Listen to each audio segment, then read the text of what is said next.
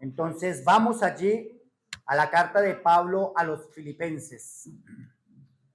Muy bien, el primer versículo lo miramos hace 8 días y nos centramos mucho en este versículo por el propósito que se tenía era que comprendiéramos que esa primera palabrita, esa palabra siervos, era muchísimo más profunda que simplemente expresarla como alguien que voluntariamente está haciendo algo, pero que cuando voluntariamente quiere dejar de hacerlo no hay problema. Mirábamos que esta palabra es traducida más bien como esclavo, pero por la connotación de lo que implica aún en nuestros días esa palabra esclavo, que tiene una connotación negativa, entonces normalmente se ha traducido como siervo, porque se le da un poco más de suavidad, ¿sí? Pero la condición de un creyente es que es esclavo de Cristo. Era esclavo del pecado, era esclavo del enemigo, porque a eso se había sometido, pero ahora nos estamos sometiendo a Cristo, ahora le pertenecemos a Cristo. Y entendemos que un esclavo es esclavo porque lo venden como un esclavo. Una persona es llevada atada o era llevada atada a un lugar y le ponían un precio. Y esa persona era comprada y ahora era un esclavo de aquel que lo compró. Pues la palabra de Dios dice que nosotros fuimos comprados por precio. Fuimos comprados por la sangre de Cristo y entonces somos sus esclavos. Pero la gran diferencia entre ser esclavos del pecado, ser esclavos de Satanás y ser esclavos de Cristo justamente tiene que ver con el amo del cual somos esclavos. Cristo es un amo sin igual. Cristo es el mejor de los amos. Pero no porque Cristo sea tolerante, ni porque Cristo sea buenhechor, o porque Cristo simplemente nos dé una palmadita en la espalda y nos diga, ay, tranquilo, yo te amo, sigue como estás viviendo, no te preocupes. No, ese no es un buen amo. El Señor Jesucristo transforma nuestras vidas aún en medio de las disciplinas en las cuales Él nos puede meter. El Señor Jesucristo transforma nuestras vidas a través de las circunstancias difíciles en las cuales podemos vivir. El Señor Jesucristo pone nuestras vidas aún en aprieto para que nosotros le conozcamos a Él. Y siempre, siempre con el firme propósito de mejorarnos. Siempre, siempre con el firme propósito de que nosotros seamos como Él es. Para que nuestra libertad sea una libertad para glorificar a Dios y no una libertad para darle gusto a nuestra carne. Ese no es el amo que nosotros tenemos, sino es un amo que siempre va a buscar que nosotros tengamos la estatura de Cristo. Es un excelente amo, en todo sentido de la palabra. Aún, como les decía, en lo que tiene que ver con nuestra disciplina.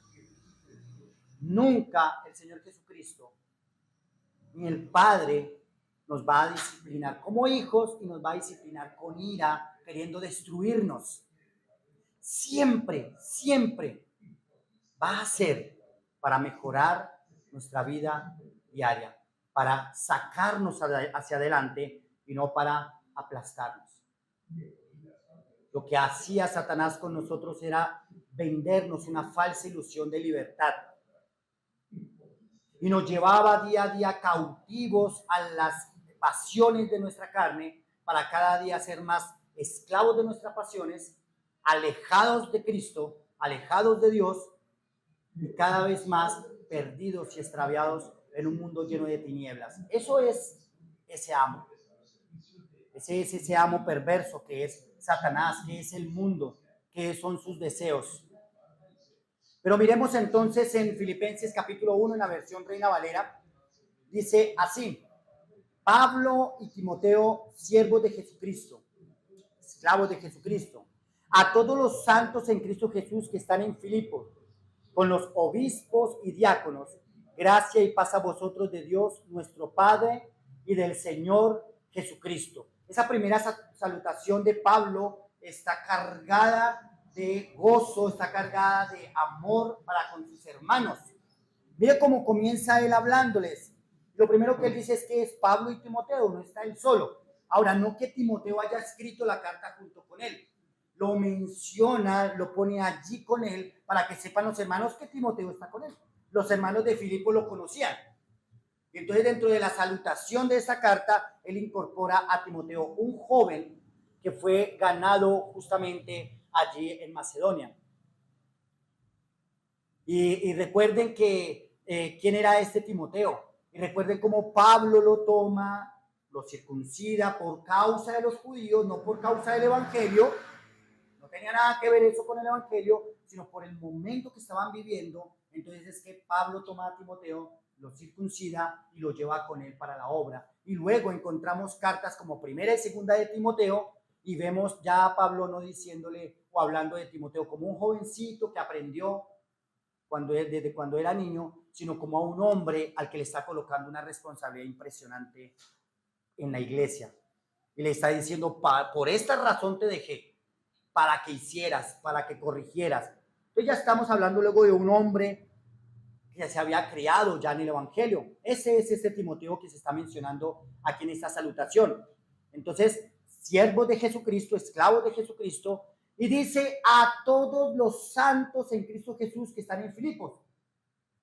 Y podríamos también detenernos rápidamente en esta expresión. Cuando la palabra de Dios dice a todos los santos, ¿ustedes a quién piensan que le está hablando cuando habla santos? ¿Cómo? A la iglesia. Muy bien, a la iglesia. Pero, ¿qué se imaginan también ustedes como santos? Cuando dicen, mire, es que él es un santo. No, yo no soy santo. Esa es la expresión. La palabra santo traducida del griego es apartado. Es una persona que está apartada con un propósito, apartada para Dios. No tiene nada que ver con un santo que tiene una aureolita aquí y que hace así. Eso no es un santo. Eso no es un santo. Sea persona, sea imagen, sea lo que sea, no es lo que la palabra de Dios está expresando cuando dice santo. ¿Sí? Lo que está diciendo, esa palabra está expresando es que los hermanos que estaban en Filipo habían sido apartados para Dios. Dios mismo tomó a estos y dijo, ustedes son para mí. ¿Y ustedes se acuerdan qué fue todo lo que sucedió para que Pablo llegara hasta Filipo? ¿Se acuerdan que primero Dios le había dicho a través del Espíritu Santo, en ese lugar no predican? Y luego querían predicar en otra parte y el Espíritu Santo tampoco se los permitió. Y entonces como que Pablo dice, ay, entonces ¿para dónde cojo? Entonces, ¿qué hago? Y agarró y tomó entonces rumbo a Macedonia. ¿Por qué se fue para Macedonia? ¿Se acuerdan por qué Pablo cogió para allá? Él tuvo una visión, un sueño, ¿cierto? Y había un varón macedonio que le decía, venga, acompáñenos, ayúdenos. Ahora, ese varón macedonio no aparece como tal después descrito quién era, pero lo que se muestra es que a través de esta visión, Dios le estaba diciendo a Pablo y a los que estaban con él que fueran hasta Macedonia, que era una provincia romana. ¿Qué significa eso? Que los romanos habían tomado eso, que era parte de Grecia, y había mucho griego y había muchos otros por allí, y entonces ellos llegaron a este continente, a Europa, ¿sí?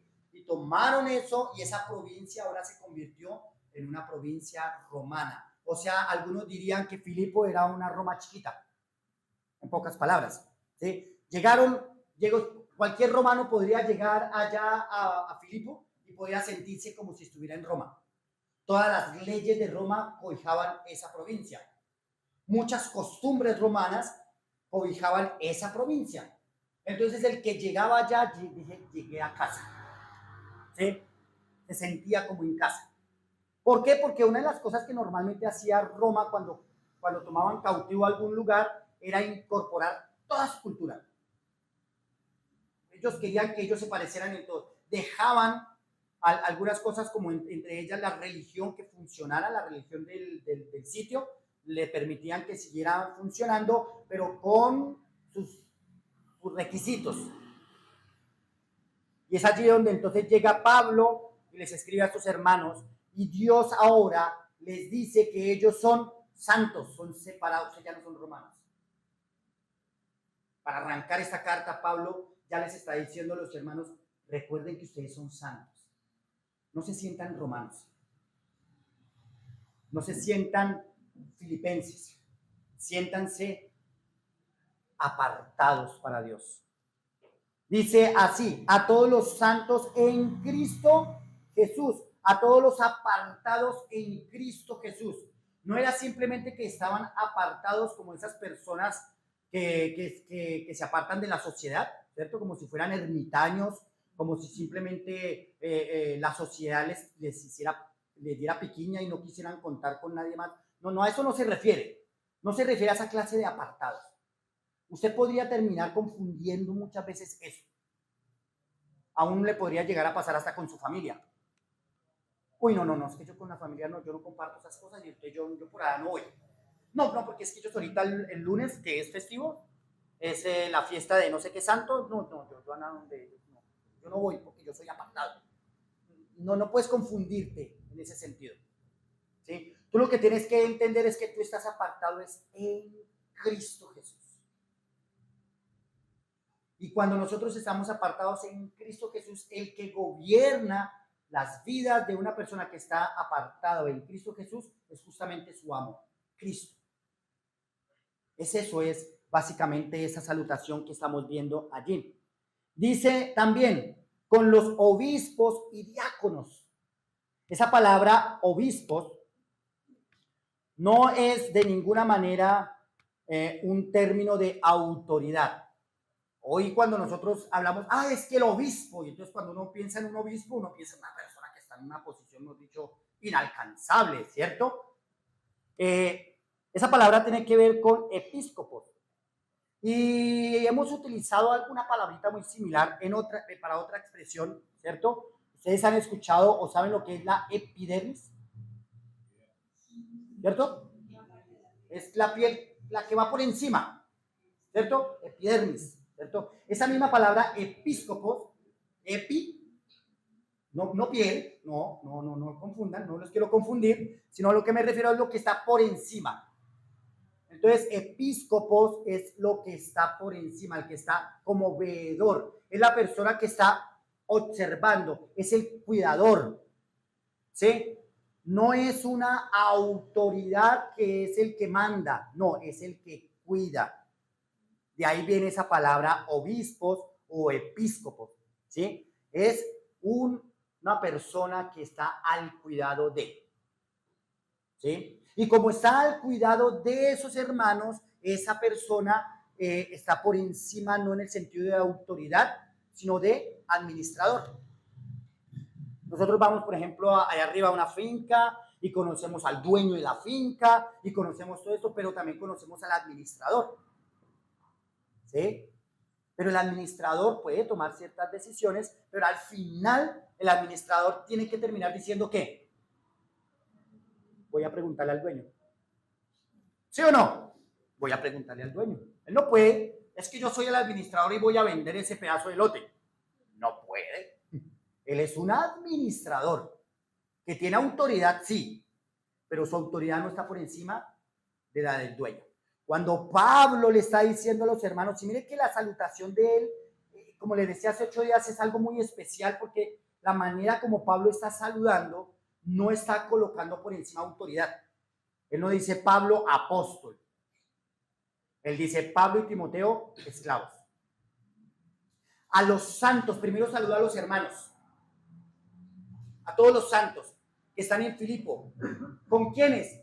Con los veedores, con los administradores y con los servidores. Es otra manera de expresar esa palabra obispos y diáconos. ¿Sí? Como las traducciones muchas veces, algunas son un poco más idas hacia el griego, otras son transliteraciones, entonces muchas veces nos podemos llegar a confundir y miramos esos términos y queremos ver al pastor como, mejor dicho, el pastor es mi señor, nada me faltará. Y ahí es donde nos equivocamos. No quiere decir que no deba haber respeto, no quiere decir que no deba haber, no deben haber oídos atentos a lo que el pastor o los diáconos o los ancianos están enseñando en medio de la congregación. No significa eso, pero tampoco podemos ver a esas personas como que me da permiso, a ver si puedo mover este pie, ¿será que puedo hacer? No, tenemos que mirar hey, ¿qué dice la Escritura acerca de la orden que dio el pastor? Vamos a mirar si la palabra de Dios dice, hagámoslo. Porque al final el dueño y señor de ese pastor también lo dijo. Entonces, si me levanto contra esa autoridad, me estoy levantando es contra Dios.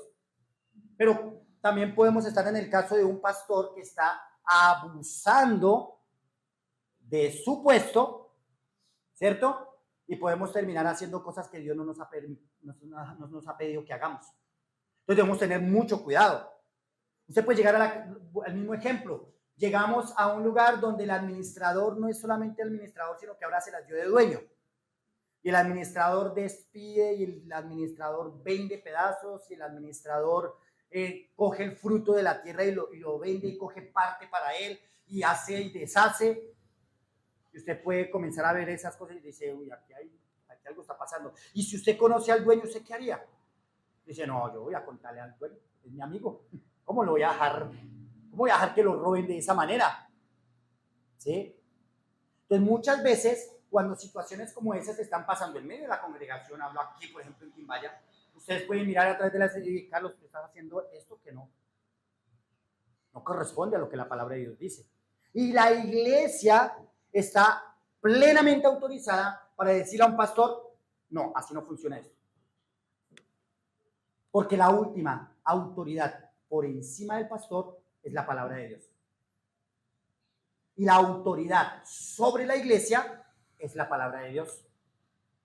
Y es a través de la palabra de Dios que tanto las autoridades como la iglesia funcionan de la manera que a Dios le agrada. A eso nosotros le conocemos como las llaves del reino. A eso nosotros le conocemos como que los ancianos y diáconos tienen una autoridad, la iglesia tiene una autoridad, y ellos dos utilizan esa llave y pueden abrir al mismo tiempo una verdad escritural o una autoridad o una orden para la iglesia. Pero si una de las dos no es la llave que Dios dejó, simplemente no va a haber cabida a que algo se realice en medio de la iglesia. Así funciona la administración de Dios. Por eso, en esta salutación nosotros encontramos la administración completa de la iglesia. ¿Sí? Miren cómo dice nuevamente, miremos, Pablo y Timoteo, siervos de Jesucristo, a todos los santos en Cristo Jesús que están en Filipos, ¿cierto? Ahí están los hermanos, están mencionados los hermanos, dice, con los obispos y diáconos. Una iglesia que se ha completado. Y es para lo cual la iglesia de Quimbaya tiene que ir avanzando. ¿Sí? La iglesia de Quimbaya tiene que ir avanzando, tiene que llegar a tener sus diáconos, tiene que llegar a tener sus obispos o pastores o veedores, y no puede pensar únicamente en uno, porque termina muchas veces siendo la cabeza que toma decisiones por encima del resto. Entonces, para eso la Biblia normalmente le habla, cuando habla de ancianos, de pastores, siempre usted va a encontrar que habla en sentido plural. En una iglesia local se habla en sentido plural. ¿Para qué? Para que la iglesia se prepare para un gobierno sano. Debe siempre pensar, y en sus oraciones llevar ellos, levanta hombres que ministren en medio de la iglesia, y que se sometan a tu palabra y que al mismo tiempo sean sometidos a la misma iglesia.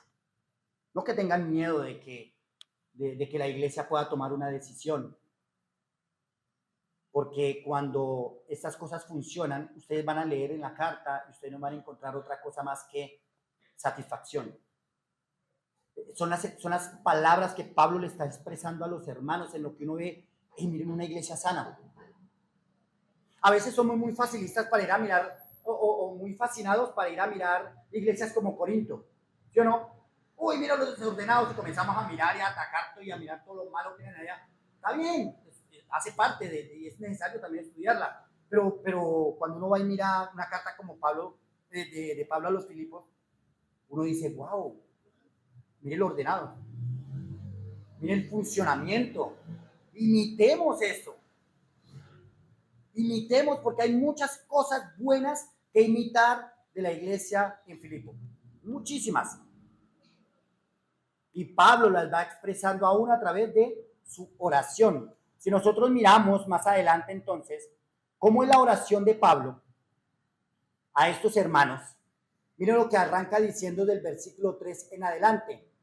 Doy gracias a mi Dios siempre que me acuerdo de vosotros, siempre en todas mis oraciones, rogando con gozo por todos vosotros, por vuestra comunión en el Evangelio, desde el primer día hasta ahora, estando persuadido de esto, que el que comenzó en vosotros la buena obra, la perfeccionará hasta el día de Jesucristo. Y ahí continúa él con su oración y vamos a ir desarrollándola. Pero si ustedes se dan cuenta cómo es la oración de Pablo por estos hermanos, él arranca hablando de ellos, de cuál es la posición de ellos. Y dice que ellos están en Cristo y dice que ellos tienen comunión en el Evangelio. La comunión que nosotros tenemos que tener no tiene que ser por de qué color pintamos el local, de qué color compramos las sillas. No, es que a mí no me gusta que den tinto. Deberían de dar, era más bien aguapanela con queso. ¿Cierto? Mejor. Eso no sería realmente lo que debería de dividir, pero ustedes, yo sé que eso causa risa, pero les puedo garantizar una cosa, hermanos. Iglesias se han dividido por menos, por formas. Es que ¿por qué tienen que poner un televisor? Y personas salen y se van. Porque es que yo ya había levantado la mano para que no pusiera el televisor y siguen colocando ese televisor y yo me voy de aquí. Pero si ustedes se dan cuenta, la comunión que los hermanos de Filipo tenían no era nada que ver con las cosas físicas. Su comunión era en el Evangelio. ¿Y recuerdan qué es el Evangelio? Lo hablamos esta mañana. Muerte, sepultura y resurrección de Cristo. Eso es lo que nos tiene que tener en común a usted y a mí. Eso es lo que nos hace que usted y yo nos llamemos hermanos. Porque resulta que si yo creo que Cristo Jesús es el que murió en mi lugar, pero usted termina diciendo, sí, pero a mí me parece que también tenemos que poner de nuestra parte y hacer eso, y comienzas a mostrar, uno dice, bueno, en eso no tenemos comunión. Es respetable lo que dices, vamos a sentarnos, vamos a mirar en las Escrituras, y vamos a ver que la palabra de Dios, si te convence a ti o me convence a mí, porque no somos dueños de la verdad, ¿eh? Y como no somos dueños de la verdad, necesitamos aterrizar toda doctrina en las Escrituras. Bueno, vamos, sentémonos y vamos a estudiar. ¿Y cuál es el punto en comunión al cual tenemos que llegar los dos? Mira, es que aquí dice que es Cristo Jesús. Sí, tienes razón. Esa va a ser entonces nuestra comunión. Pero ¿tiene algo que ver con comida o bebida? ¿Tiene algo que ver con si empezamos la reunión a las 9 o si la empezamos a las 10? ¿O tiene algo que ver si de repente hacemos la cena del Señor de primeras o la dejamos de última? Las formas, queridos hermanos, no pueden dividirnos, pero muchas veces ha pasado. Nos dividimos por formas. Pero miren también la salutación. Quiero que volvamos un momento. Pablo y Timoteo, siervos de Jesucristo, a todos los santos en Cristo Jesús que están en Filipo con los obispos y diáconos, gracia y paz a vosotros de Dios nuestro Padre y del Señor Jesucristo. En el versículo 2 hay una expresión muy hermosa, ¿cierto? Dice, gracia y paz a vosotros de Dios nuestro Padre y del Señor Jesucristo. ¿Por qué Pablo entonces da esta salutación? Podemos nosotros arrancar mirando la primera parte. Gracia y paz. Eso no es simplemente un deseo de Pablo. Y no es solamente una salutación por saludarlos. Esta forma apostólica de saludar está hablando de la condición de los hermanos, de lo que ya son. Entonces esta salutación va para estos hermanos porque es algo que en lo cual ya están. Por ejemplo, dice gracia. ¿Qué es la gracia? La gracia es el favor inmerecido de Dios hacia los pecadores. Los hermanos en Filipos ya lo tenían porque eran hermanos. Habían sido perdonados por gracia, ¿cierto? Y mostrando especialmente en la salvación por medio de Jesucristo. Pablo entonces le dice a los hermanos de Filipo, gracia y paz. Gracia y paz es lo que ustedes están gozando. Es una salutación común. Es como cuando nosotros decimos, hermano, Dios lo bendiga. Yo le garantizo una cosa, querido hermano, usted no puede hacer bendecir a una persona más de lo que ya fue bendecida. Usted le puede decir a una persona, Dios lo bendiga, si es hermano en Cristo, ese hermano lo único que está recibiendo de usted es una verdad que ya es real en él, ya fue aplicada. Esa bendición de Dios ya fue aplicada a la vida de esa persona. Cuando yo digo Dios lo bendiga, simplemente estoy expresando lo que ya hay en su vida. La palabra de Dios nos dice que nosotros fuimos bendecidos con toda bendición espiritual en los lugares celestiales en Cristo. Si usted ha sido salvo de sus pecados, limpiado de sus pecados, si usted ha sido salvo del juicio de la ira de Dios, si usted tiene la certeza de que si hoy muere, pasará la eternidad con Dios, ¿usted qué más bendición quiere? ¿Saben cómo decimos en Colombia? El que quiera más, que le pique en caña. Usted no puede ser más bendecido que eso, querido hermano. Usted no puede ser más bendecido que eso, pero no significa, como alguna vez en mi vida aprendí, que usted no le puede decir Dios le bendiga a nadie. Yo le puedo garantizar una cosa. Me enseñaron y fui adoctrinado de esa manera a que si ya alguien me decía Dios lo bendiga, yo rechazaba. Yo decía, no, gracias. A mí ya Dios me bendijo. Y yo no podía decirle a otra persona Dios lo bendiga. Después, con el tiempo, Dios lo lleva a la comprensión de la palabra y uno comprende y se ve que equivocado que estaba. ¿Cómo me voy a ofender porque me digan Dios lo bendiga? ¿Cómo me voy a ofender o cómo voy a amarrar la lengua para decirle a un hermano, Dios lo bendiga? Aunque ese hermano ya ha sido bendecido. Esa es la idea de la salutación de Pablo. No es que Pablo esté diciendo, yo quisiera que ustedes tuvieran gracia. Yo quisiera que ustedes tuvieran paz. No es un anhelo, no es un deseo. Es una afirmación de Pablo para los hermanos en Filipo que la convirtió en una salutación, en una manera de saludar en casi todas sus cartas. Ustedes la leen, casi todas las cartas de Pablo arrancan de esa forma. Gracia y paz de Dios sean a vosotros. Es una forma de expresar esa verdad que ha sucedido. En la perspectiva, sobre todo de la Iglesia Reformada, la gracia no es solo un deseo, como les decía, es una realidad que fluye de la elección soberana de Dios y de su obra redentora. Cuando yo hablo a una persona y le digo, la gracia de Dios sea con usted, estoy expresándole a esa persona que es la única forma en que usted puede ser bendecido, únicamente a través de la gracia de Dios. No es que usted se lo merezca, no es que yo me lo merezca, es por gracia, un regalo no merecido. Perdón. Entonces, cuando nosotros también pensamos en la paz, es el resultado de recibir esa gracia. ¿Sí? ¿Qué es la paz? Es paz con Dios. ¿Por qué tenemos que tener paz con Dios? ¿Por qué fue necesario que cuando el Señor Jesucristo vino, dijera, mi paz os dejo, la paz os doy? Yo no os la doy como el mundo la da. ¿Por qué?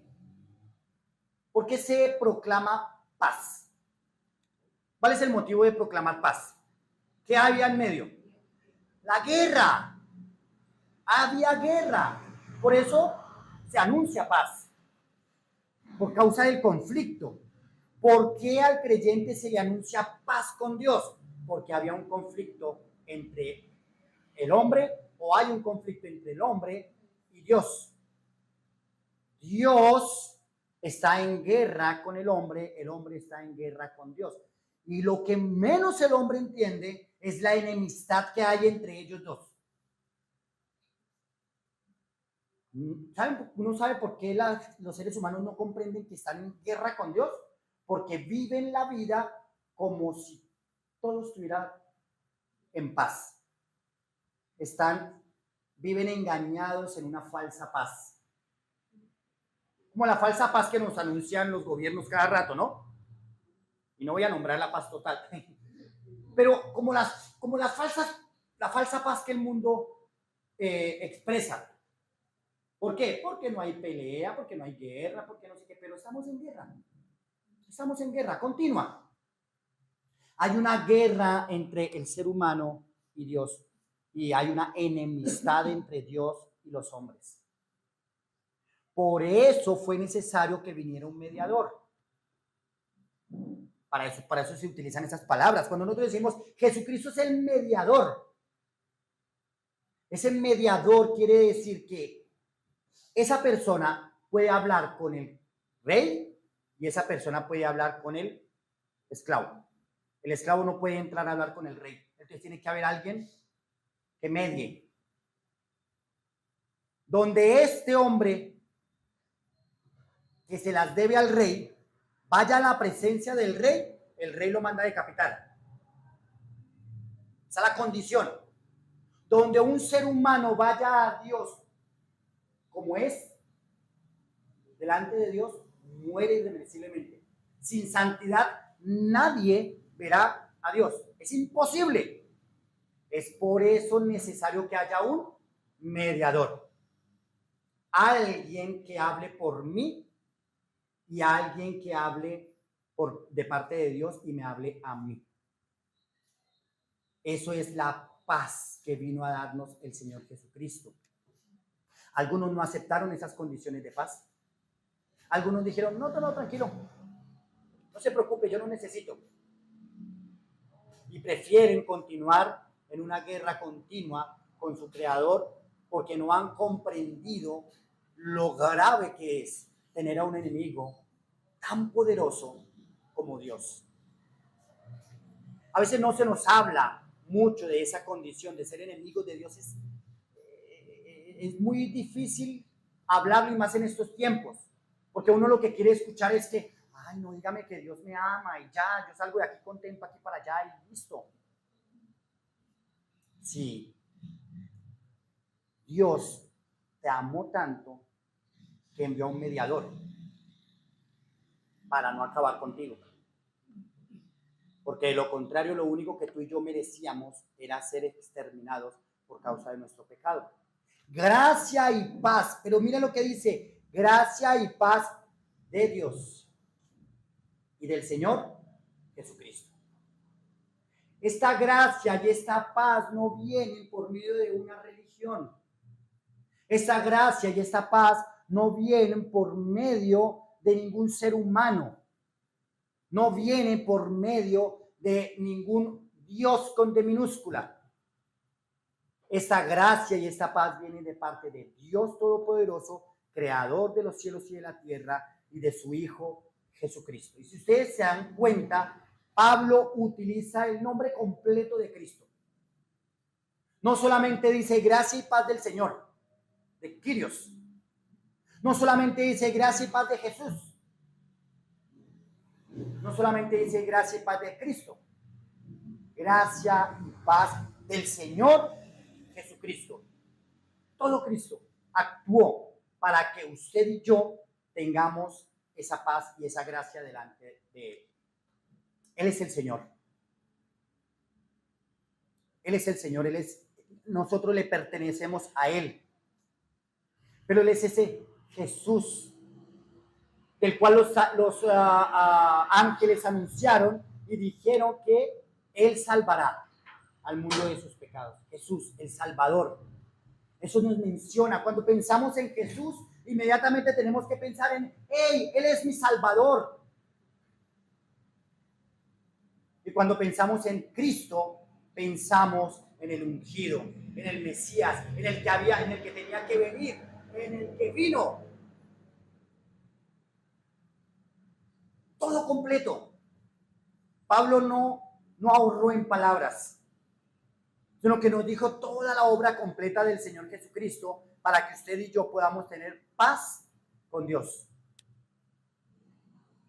Ese es entonces ese maravilloso resultado. Y continuamos, queridos hermanos, mirando entonces. Aquí está lo que les quería expresar. Perdón que se me ha escapado. Ya. De Dios y del Señor Jesucristo. Ya les había mencionado algo. Jesús es el Señor divino, ¿sí? Traducido como el Kyrios o Kyrios, que vino como hombre y salvador. Es Jesús. Y es el Mesías prometido, Cristo. No, queridos hermanos, no era casualidad. No era casualidad que él dijera de Cristo, Señor Jesucristo. No era una casualidad esa salutación. Dice, Pablo no está repitiendo por costumbre esta declaración de la deidad total de Jesús. Cada palabra tiene su peso y cuando se combinan se afirma la plena divinidad, humanidad y misión redentora de Cristo. Queridos hermanos, si hay algo que usted y yo estamos llamados a hacer, es cristocéntricos. Que todo su ser, todas sus ambiciones, toda palabra que salga de su boca sea Cristo Jesús es mi Señor. Si no es Cristo el que sostiene mi vida, yo no hubiese podido continuar adelante. Si no es Cristo el que vela mis sueños, yo no podría acostarme con tranquilidad. Si no es Cristo en el que yo me levanto en las mañanas y le digo gracias por esa obra perfecta, no tendría razón mi vida. Claro, usted podría sonar para muchos, esto es solamente un religioso. Pero cuando tú comprendes de todo lo que Cristo te salvó, tú no vas a querer decir otra cosa como Pablo decía, no me cansaré de hablar de Cristo y de este crucificado, de ninguna otra cosa quiero hablar, sino de Cristo y este crucificado. Ese era nuestro Señor Jesucristo.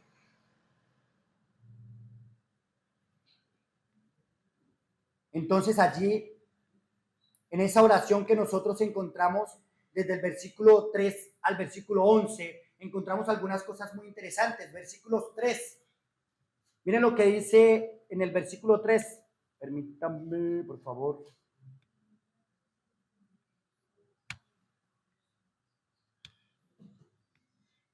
Versículo 3. Dice, doy gracias a mi Dios siempre que me acuerdo de vosotros, siempre en todas mis oraciones, rogando con gozo. Versículo 3, con agradecimiento. ¿Cómo es la oración de Pablo para los hermanos? Con agradecimiento. Un agradecimiento real, un agradecimiento total hacia sus hermanos. Usted podría decir, ay, pero es que a veces no sé ni qué orar. Usted podría comenzar una lista y comenzar a decir, yo quiero orar por mis hermanos de tal parte, por lo que han sido en el Evangelio, por cómo han contribuido en el Evangelio. Y no solamente directamente con usted, sino hermanos y hermanas que están alrededor del mundo, yendo a lugares donde usted y yo no iremos nunca, tal vez. Posiblemente sí, posiblemente no. Hace poco llegaron unos hermanos desde África. Fueron hasta África y estuvieron predicando el Evangelio allá. Uno puede decir, Señor, yo oro por estos hermanos. Hermanos que vinieron desde Antioch, desde Carolina del Norte, creo que fue. ¿Sí? Vinieron aquí a este lugar y estuvieron predicando el Evangelio aquí. ¿Podemos orar con ellos con agradecimiento? Claro que sí. Hermanos que están haciendo la obra en Cartago. Hermanos que están haciendo una obra en Pereira. Hermanos que están haciendo una obra en Armenia, abajo en Barcelona. Podemos orar por agradecimiento por ellos, por lo que Dios está haciendo en la vida de ellos. Versículo 4, ¿y cómo fue? Dice que fue esa oración con gozo, con pleno gozo. Y el versículo 6, miren lo que dice el versículo 6, estando persuadido de esto, que el que comenzó en vosotros la buena obra, la perfeccionará hasta el día de Jesucristo. Estando persuadido, convencido, totalmente confiado de aquel que comenzó la obra en estos hermanos, la va a perfeccionar. ¿En quién estaba confiado Pablo? ¿En los hermanos de Filipo? ¿O en dónde estaba su confianza? Estando persuadido de esto, que el que comenzó en vosotros, el que comenzó. Su confianza no estaba en los hermanos.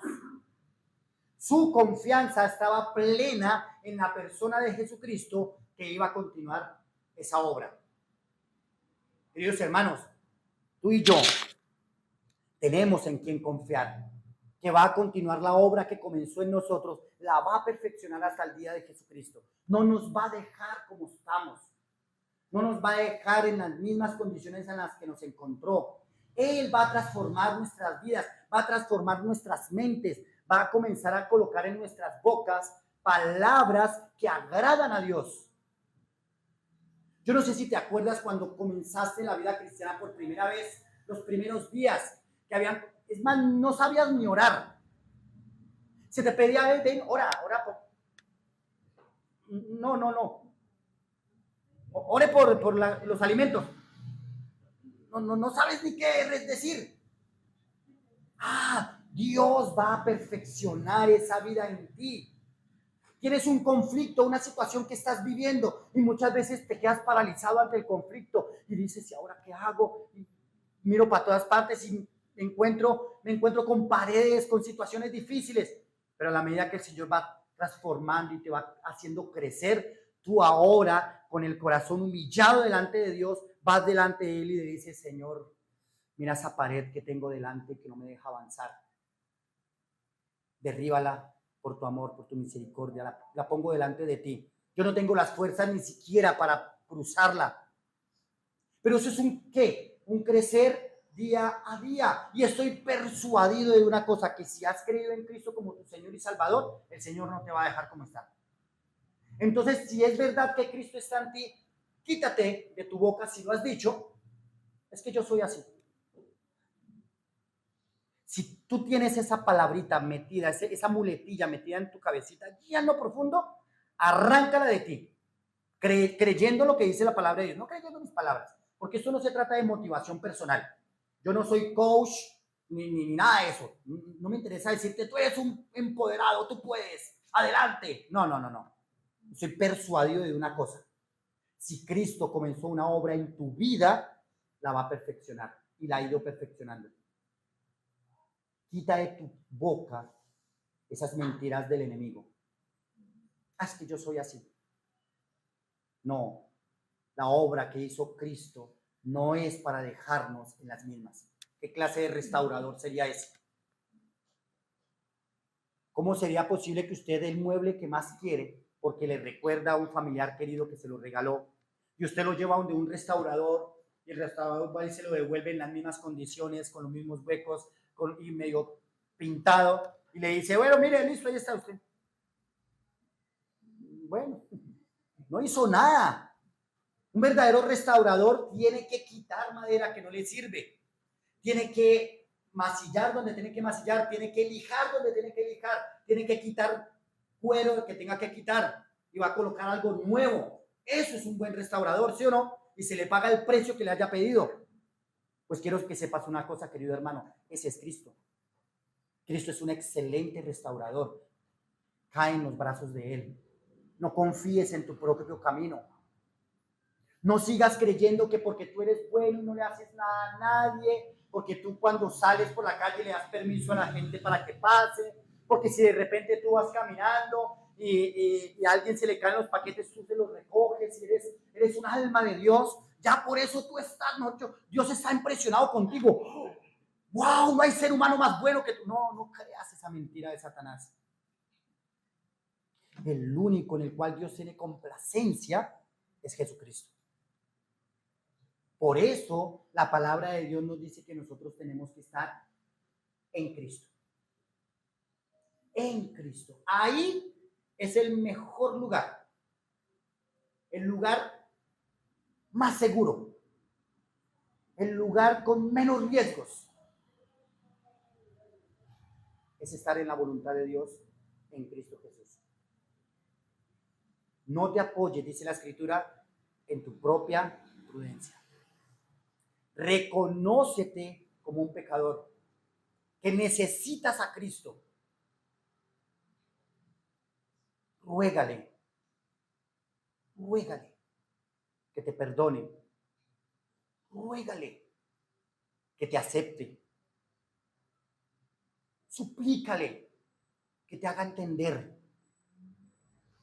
Ve de rodillas delante de ese Salvador y dile, por favor, muéstrame qué es lo más importante en este mundo. Porque estoy engañado, creo que lo más importante de este mundo es tener casa, carro, becas, vacas, burros. Y al fin de cuentas, todas esas cosas se van a quedar en esta tierra. Enséñame a comprender que la eternidad sin ti es el infierno. Sin haberlo probado, sin haberlo visto, es un infierno estar sin Cristo en la eternidad.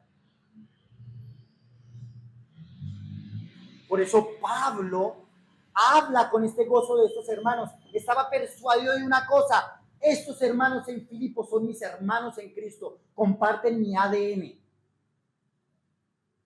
Y estoy completamente seguro que día a día se van a parecer más a Cristo a la medida que van creciendo en el conocimiento del Señor Jesucristo.